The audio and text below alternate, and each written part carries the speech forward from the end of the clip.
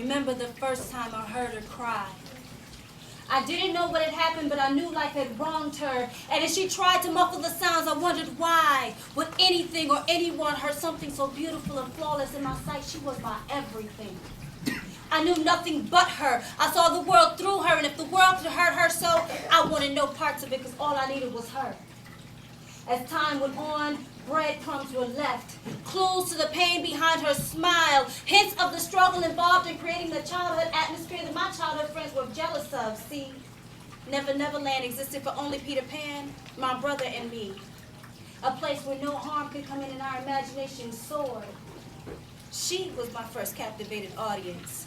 As she endured plays and musicals from a half pint with a still developing voice, a small acoustic guitar, and my very first Casio keyboard, with storylines that didn't always have a concrete ending, nor a real point.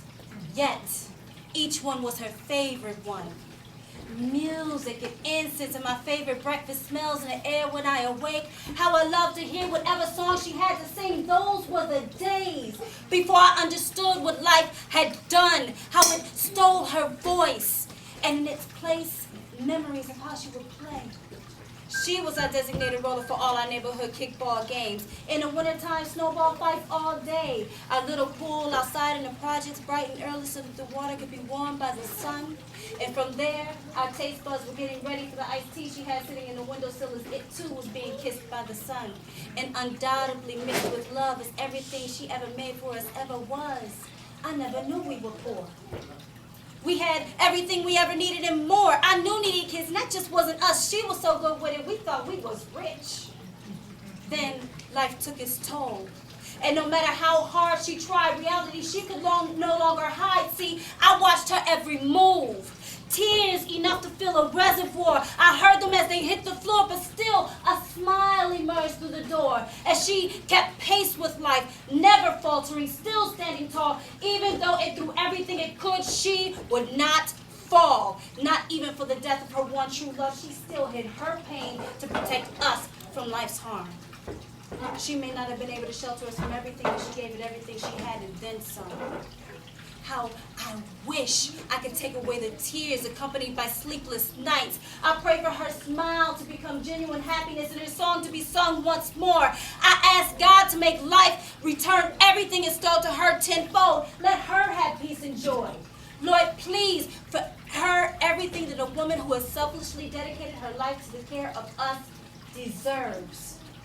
Because I am forever haunted by the first time I heard my mother cry.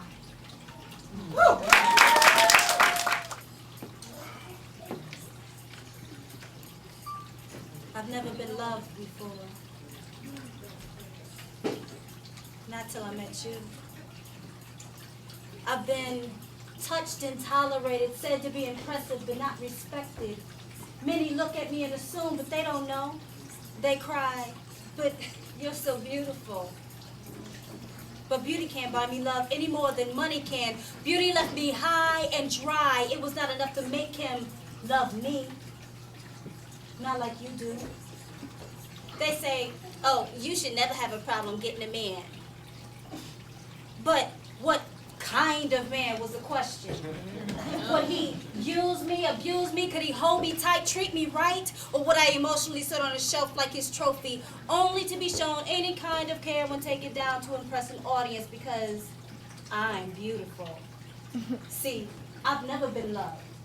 I've had men love the length of my hair, the thin size of my waist, the melodies that come from my lips and the motion of my hips, but he never loved me. Not the real essence of me. He would have preferred me quiet and docile, able to speak without a true opinion. A yes woman who needed no attention, easily appeased with money so he would have no maintenance emotionally. He didn't love me. He loved the idea of me, the perception of him with me, the concept of me being his. He loved everything but me. Beauty afforded me nothing I needed. It allowed me to be deceived because I thought he was after me. But truth is, he didn't even see me. He only saw that woman I see reflected in me in shiny surfaces, grinning at me as if she knows something I don't. The satisfaction she got from his infatuation with her. But me, I was left feeling empty, See, I've never been loved. I've had some pretend in a place of truth, a scandalous grin, faking the funk as I woke up to realize his heart was never home. Unexpected pain, feeling like a hunter's prey. I had to snap out of thinking life was just supposed to be this way.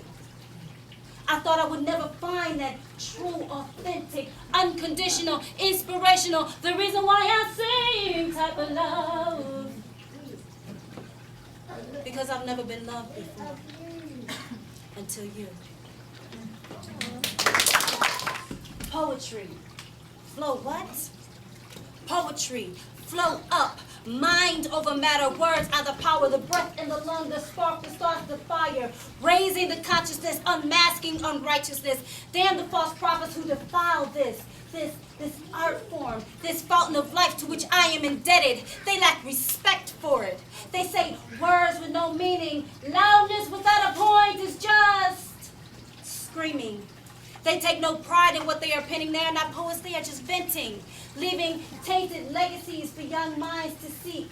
Then these babies begin to imitate broke down poetic tendencies. It's not their fault. They're just imitating what they see.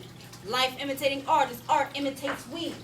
The flowetry has been lost, beaten down by four-letter words. And to what cost do we keep it real?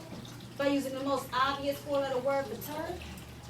No creativity in word phrasing, just straight up to the point with no Vaseline. I want to blank you. Do you want to blank me?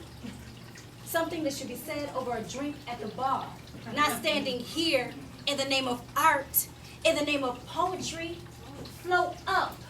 Reclaim what was once a beautiful and relevant art form, even in its most vulgar form. Let the words that flow from your lips do more than anger but provoke thought. Let your end result be greater than a quick lay. Let it be something that a generation from now will want to stand up proud and say. Protected, cultivated, perfected, respected. Realize the power in utterances from vocal cords. Take responsibilities for young minds staring at you as if you know. Dig deeper and find the meaning behind the emotion, the catalyst that begat the agitation, the reason for the infatuation. Find the wisdom in your heart's imagination.